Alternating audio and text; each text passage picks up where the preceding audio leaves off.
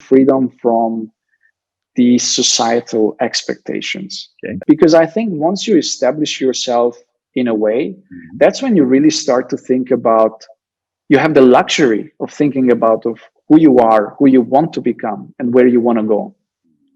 And that's why I think it's not a coincidence that we're talking about LifeCampus today, because LifeCampus, even though as an idea and as a dream, has been dormant for 20 years in the back of my mind.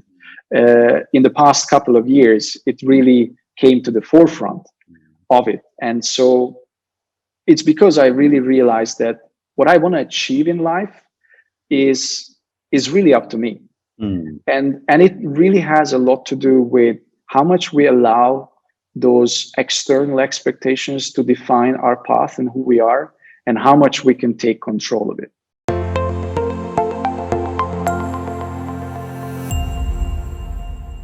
Welcome to another episode of The Brand Called You, a videocast and podcast show that brings you leadership lessons, knowledge, experience, and wisdom from hundreds of successful individuals from around the world.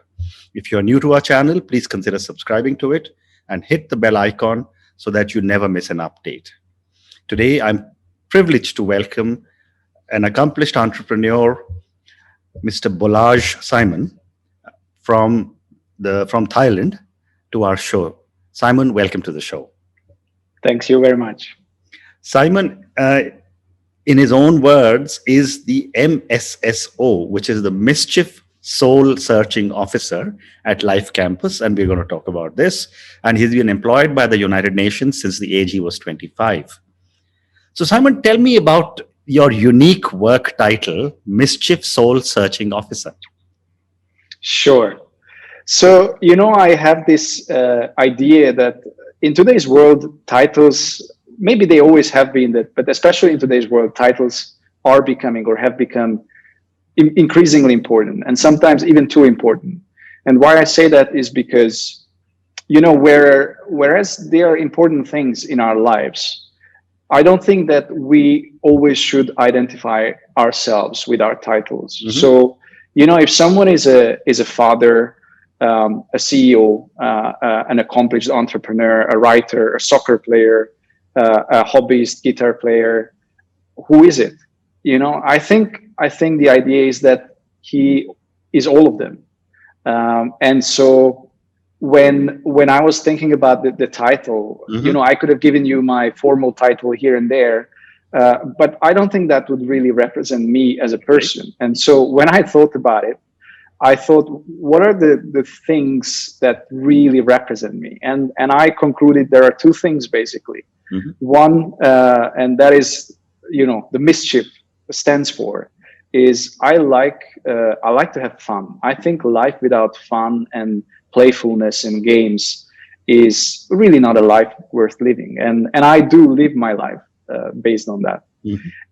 And so the second part, which is maybe a bit more serious part, is the soul searching, which I believe every one of us is doing. Really, we are trying to make sense of this incredible journey we call life, and thus it's a continuous journey. And so, if I can choose a title, hence I would choose Mischief Soul Searching Officer. Fantastic. This is the first time I've heard of such a unique title, and I think it's fascinating. So, when I was reading about you, you talk of bursting your safety bubble and follow your heart. And, you also said you want to really live your life well. So I'm assuming that these are related, but help me understand this with an example. Sure. So, fortunately, I think I come from a quite stable family background. Mm-hmm. And when I say that, we were certainly not rich when I was a kid. Mm-hmm. And I also grew up in the end of a socialist regime in Hungary. Okay. So I would say life was far from being a fairy tale. But at the same time, I grew up in a very loving family. I have really incredible parents. And so my childhood was full of love and I really had a happy childhood. Mm-hmm. But I think there's as always in life, there are trade-offs, right? And having a happy, safe, stable childhood means that you sort of grow up in a bubble. Mm. And so when I grew up, and especially I think throughout my teenage and adolescent years, I started to feel this uncomfort, being too comfortable in a Mm, way, and feeling this deeper urge of having some sort of a bit more uncertainty, a bit mhm, more adventure, a bit more unknown. And so when I stepped into my young adult life, excuse me, I believe that was the thing that really drove me forward. mm, Really experiencing the unknown a little bit, even having some degree of danger in my life. mhm.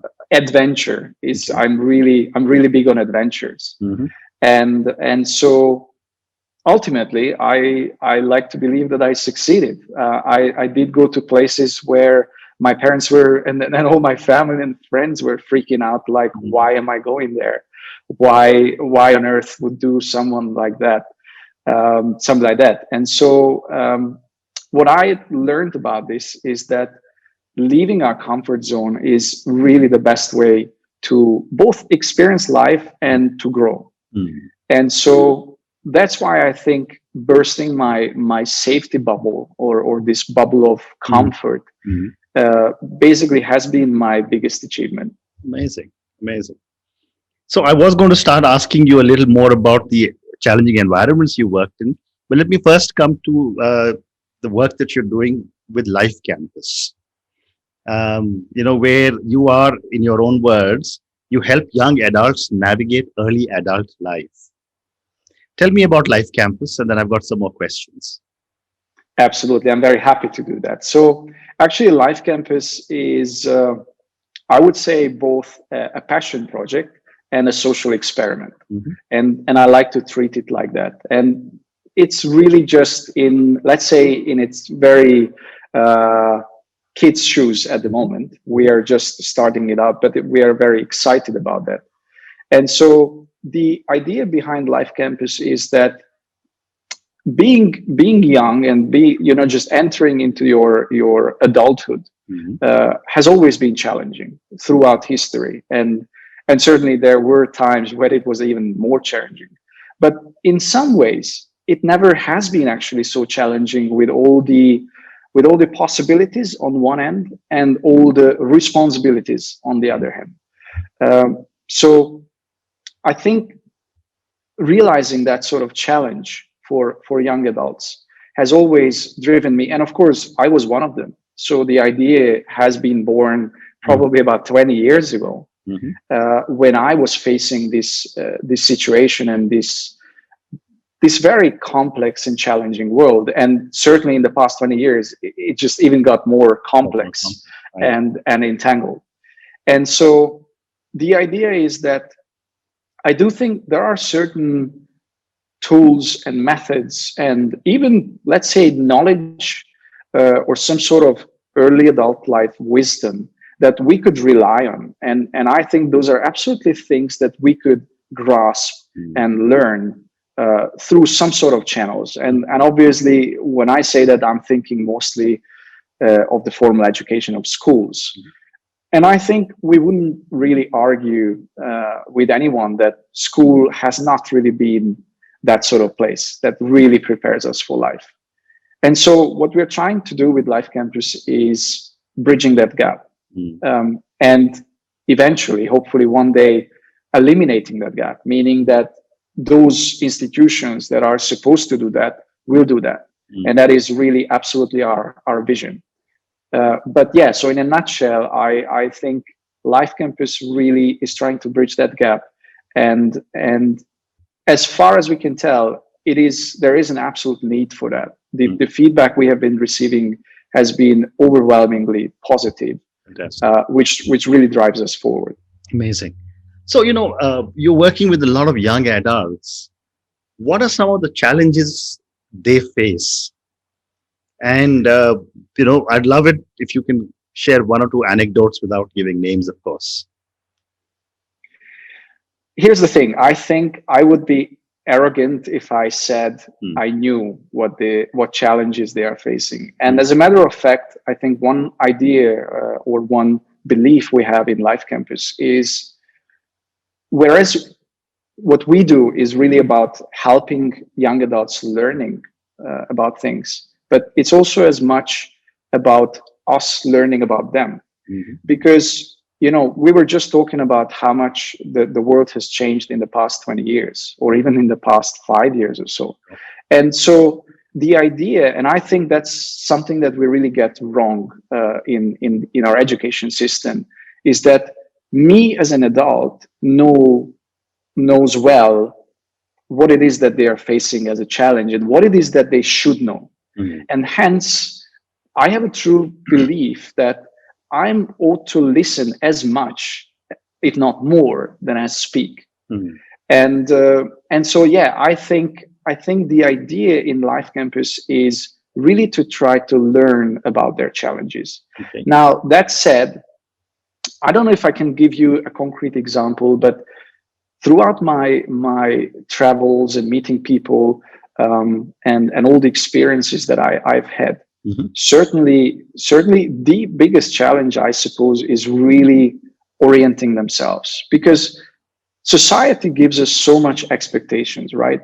And probably the major expectation as a young adult is really finding out who you are, Mhm. where you fit in this big picture. And that's an enormous responsibility. And I don't think necessarily a responsibility that is actually right, because finding out who we are is a lifelong journey. Mhm. But by the time we understand that, we are far past our youth. Mhm. And so I guess really one of their biggest challenges, certainly just to understand that, understanding to get rid of that responsibility and really enjoying that exploration of who they are. Mhm. And you work in several countries. Would you say that some of the challenges are similar, or do they differ based on geography? Very good question. So what I witnessed and what I believe is that, of course, with growing globalization, I think differences are sort of diminishing in a way, because we have a global culture, so to say, which is, by the way, very much at the moment, at least, Western ideas driven. And whether it's a good thing or bad thing is not my place to say. Mhm. But certainly, there are still some elements that stem from, let's say, culture mostly, that are different. And there are I certainly have seen differences Mhm. in how young people grow up in their belief system, in all the things that they actually bring with them Mhm. from the immediate background and the cultural societal background they grow up in. Okay. And one more question, and then we'll come back to the work you have been doing in various countries. This is the age of the millennials and the Gen Zs, and of course, they are your target market as young adults. Uh, when I was growing up, and I was at that age, 40 years ago. So I'm just wondering, what are some of the ways in which a lot of these young people are adapting to an incredibly fast changing world? Excellent question. So I truly believe that if we as humankind have one trait, is the ability to adapt. And I think we have proven that throughout history, and hopefully we will keep proving that for quite some time to come. So my short answer is yes, they are absolutely adapting. Mm-hmm. At the same time, I also believe that if you rephrase the question, so apologies to taking over your No, no, job, but please go ahead. rephrasing the question whether they thrive, Mm-hmm. that's an absolutely different matter. And that is really, just connecting back to the very idea why we established Life Campus in the first place, because adapting and thriving is, in my lexicon at least, two very different things. Mm-hmm. And so while I think they have been adapting very well, surprisingly well, because again, we are changing in an accelerating pace. I think they're also losing out on many things that would make their life, in a way, better, easier, more established, because it's very fast. I think even I feel it myself. All these information that I'm bombarded with, and the distractions and everything. It's just, it's a constant battle, really, to come back to ourselves, to our center, and just be. And so I think that, referring back, I think that's one of the biggest struggles they have. Fascinating. So, Simon, let's now move to the work you've been doing in some incredibly challenging environments. When I was reading about you, I was fascinated. So, you worked in the Democratic Republic of Congo on war crimes. You worked in northern Thailand with children facing trauma, and you in Bangladesh, you worked with the Rohingya refugees. Tell me about each of these. What were some of the reasons you went to such challenging areas, and what were some of your learnings? Great question again. Thanks very much. So, funny thing, I think, once I let go, and I decided that I really want a life of excitement and adventures and challenges in some ways. I think they always found me. So it wasn't that really I had to look for it. To translate that into more practical terms, I was always called upon to go to these places, which I never hesitated. I was actually very, I'm not sure happy is the right word, but certainly excited. Because I knew that going and experiencing these hardship places are certainly a great way to grow and develop. And one thing I could tell you right away about these places is, it's funny how from a distance we always see things both better and worse. Correct. So some things seem much better, and then we go closer, and it turns out that maybe it's not that good. But it's equally true to things that seem very bad from afar. And once you go there and experience it and live with it, you realize that, actually it is bad, but it's not that bad. Like, certainly media can make up a lot of it to make it sound more interesting. Right. But anyway, yeah. So start with Congo. I think Congo is, by the way, a fascinating place.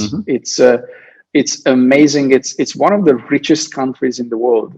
Actually, they say in some ways it is the richest country. It is the richest country in terms of natural resources, and that is why it is doomed. It's a very unfortunate and sad history they have, which is basically full of exploitation and all the bad things that happen. Let's not go to very political waters. No, absolutely. But politics out of my channel completely.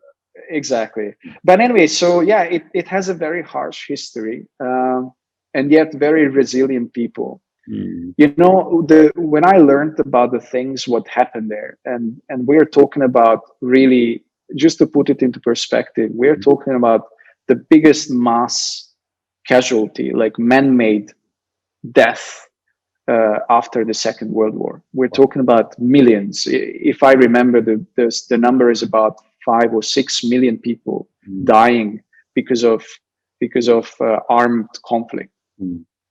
And so once you live in that sort of environment, I think it really changes you. And so obviously, we did face dangerous situations, and we were warned to be very cautious. Which was very valid to some extent. But at the same time, when you're willing to look behind the curtain, like really are willing to take the necessary efforts to talk to these people and try to understand their situation, they're surprisingly open and kind with you. But anyway, I think one story I can tell you is, one night I woke up in the middle of the night and I heard this very, very frightening scream, a scream of a woman who basically is fighting for her life. And obviously, with all the security training and all the warnings, I was conscious enough to to stay as much alert as I could. So I just, jumped out of my bed. I tiptoed to my window and I peeked out, and I saw this group of armed men, some sort of police or army, surrounding this woman who was just on her knees, and they were pulling her hair. And so I was faced with this dilemma that do I say something, risking that they just shoot me, even though I was in my own apartment, but they could easily just at least shoot towards the direction, or not say anything, and then I don't really follow my moral compass. And I have to tell you, once you're in that situation, it's very interesting. Once you're in that situation, it becomes very blurry. We like to say, like, of course I follow my moral compass, right? Because that's who I am, that's my integrity. But when it's about your own safety versus another person's well-being, our survival instinct kicks in. Anyway, I don't want to sound like a hero, because I wasn't, for sure. All I dared to say, I just made a very brief shout, like, "Hey, what are you doing?" And then I ducked below my window, and I was just hoping for the best. And I didn't dare to even to peek out after that. So I don't really know what happened. The noises disappeared after a while. But anyway, why I'm saying that is I just want to demonstrate that once you are in that kind of situation, it's far from black and white. You're in constant dilemma and constant struggle what you should do. Very interesting. So I'm now going to move to the last segment of our conversation, Simon, and I think I've got time for 2 more questions for you.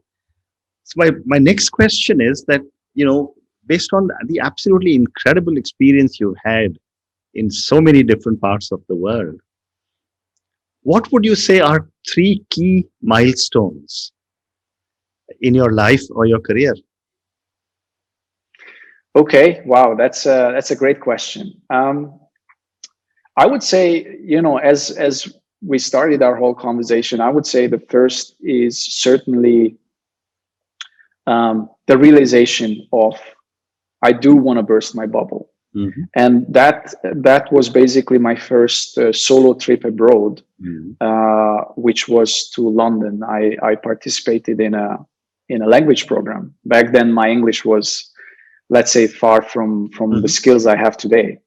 And so that experience really, I was terrified. I was truly terrified at the age of 22, I think, going somewhere completely on my own. Again, having grown up in that safety zone, and not even having the tools of security, of being able to communicate well.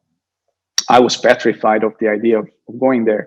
But I always had this sort of intuitive gut feeling that if I'm absolutely afraid of it, I do have to do it.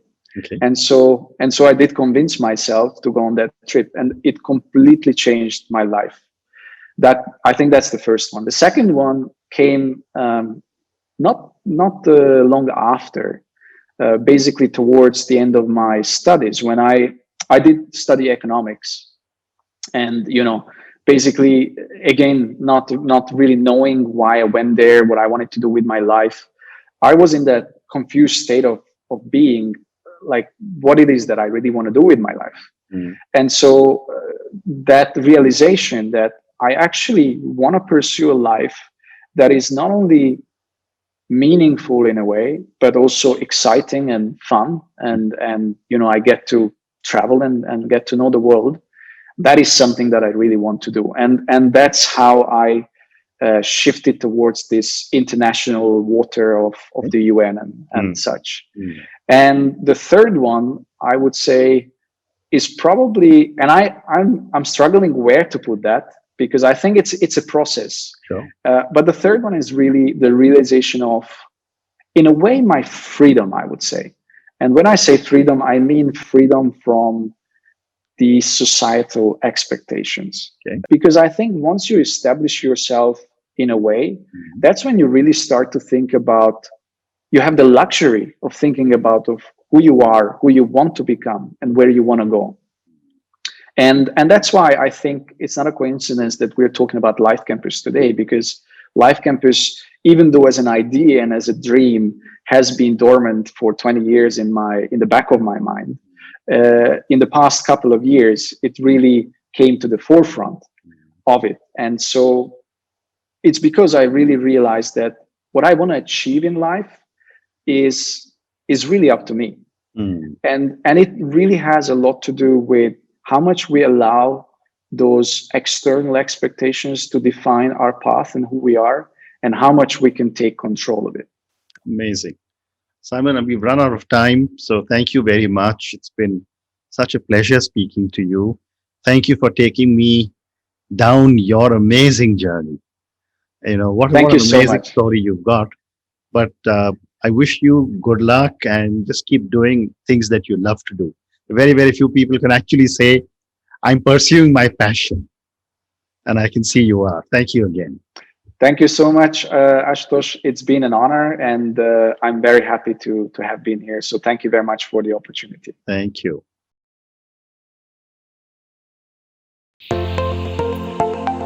Thank you for listening to the Brand Called You videocast and podcast, a platform that brings you knowledge, experience, and wisdom of hundreds of successful individuals from around the world.